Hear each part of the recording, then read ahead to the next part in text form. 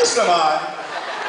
Alam nyo, napakasarap pag ikaw ay umiikot ng Pilipinas. Tama. Eh, di raw kami magkita apat, pero alam namin, pag hindi kami nakikita, isa lang ibig sabihin nun, palaki ng palaki ang global. Totoo yan. Kami, umiikot kami.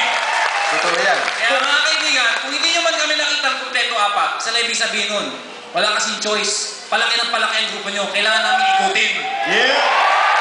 Hindi natin maawat. Kaya kung pansinin nyo, hindi ako nagpupuyat. Wala akong eye bags. Saka naalala mo ko, last year ano? Marami rin nakaupo. Pero wala nakaupo sa aisles. Yes. Correct. Ngayon, halos hindi mahulog ang karayom. Wala. Talagang, Next year, grabe. okay na tayo. Pati Kisame, Vice, na nakita mo, Oo nagtataas. nga, meron. May dadalawa ron. Yeah. Alam nyo, marami naiinis. Bakit daw napakaliit ng venue natin, Dok? Pero alam nyo, isa lang sabi namin. It's a good problem. Correct! Magandang problema. Marami pang tao sa labas kasi yung dami rin nasa loob. Kaya, Vice, bahala ka na. Alam nyo, sa labas, marami ng problema. Ang problema, napakaluwag nila. Dito, nagsisisi ka ng mga payaman. Yeah. Mas masarap siguro makasama ng masikip yung mga payaman kaysa maluwag na naghihirap naman.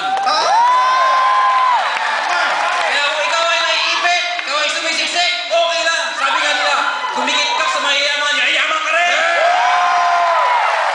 Sabihin mo sa katabi ko, yayaman ako!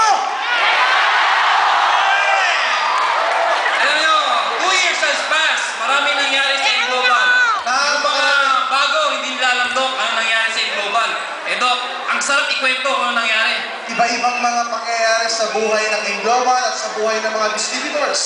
All the way from Luzon, Visayas at Mindanao. At ito pa, Dok, meron pang Macau at Hong Kong. Kaya Grabe. excited tayong lahat.